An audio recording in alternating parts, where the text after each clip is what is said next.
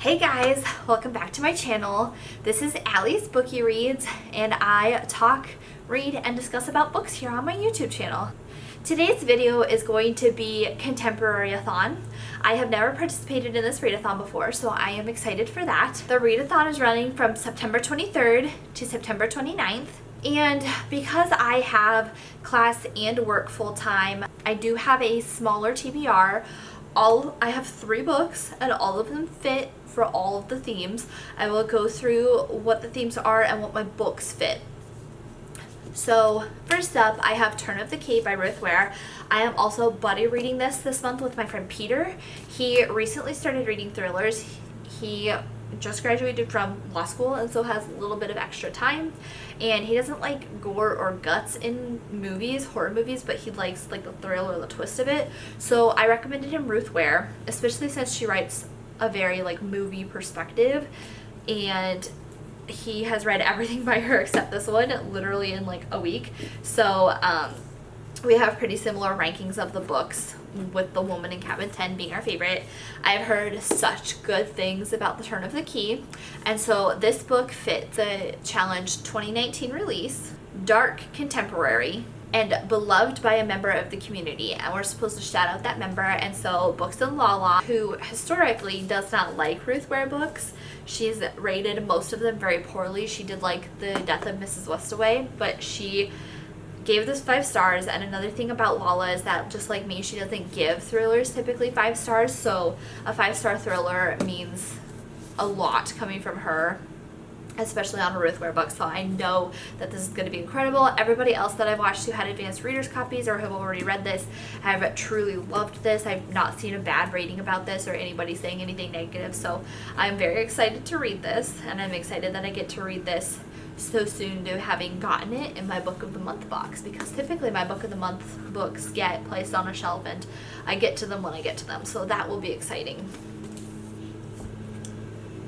Next up, I have How Not to Die Alone by Richard Roeper, and yes, this has been on my TBR every single month since starting book 2, but what can I do about it?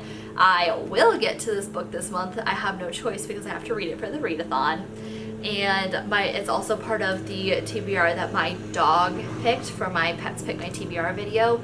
So I have 2 reasons to read this, and this is going to be so good. I'm finally looking forward to actually reading this, actually having a reason to sit down and make myself read this. Every other month I've had other challenges or other things that I've had to accomplish and never got around to this. So obviously this will have to be read for my Contemporaryathon wrap-up. I'm potentially thinking about doing daily vlogs, but my daily vlogs are going to be like literally me going to work and then me going to class and very little reading except potentially on the weekends. So that part will be interesting to see how interesting my daily vlogs would be. Maybe I'll film and do like a weekly wrap-up, a week wrap-up vlog. I think that's what I'm gonna do. I'm gonna vlog throughout the week and then I'll wrap it up. So How Not to Die Alone fills 2 challenges. The first one being an illustrated cover, and the second one being plants on the cover. You'll see that there are flowers flying at this guy's face. So 2 of the challenges in that one, and I will be getting to this and I'm excited about it. And then lastly, I have A Piece of Cake by Cupcake Brown.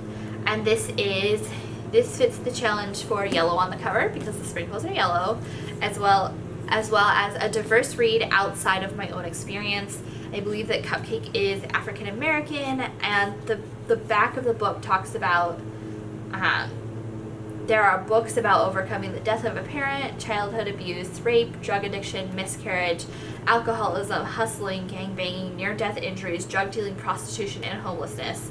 Cupcake Brown survived all these things before she even turned 20, and that's when things got interesting. So yeah, trigger warnings for all of that, what I just said. If any of that affects you, probably not the best book to read, but this is a book that I've had on my shelf since I started watching BookTube. I would have no idea who actually recommended this or said it was good, but it's been on my shelf for years, and it's time to get around and actually read this. So this is also another book that my dog picked out when he was doing his little scavenger hunt thing. So gotta get to that one too. And yeah, I had to throw in one that I've had on my shelves for quite a bit. There were other books that I had on my TBR that my dog picked out that could have fit this one, but I used readathons to kind of get rid of some of the books that I've had on my shelf for a long time, and since both of these are pretty new releases and it's not really me knocking things out, I had to add this one too. But I think it'll be good and I'm looking forward to it. It is pretty hefty.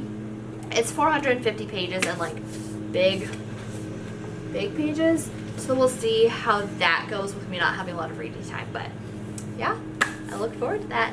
Thank you for joining my channel, and I'll see you next time.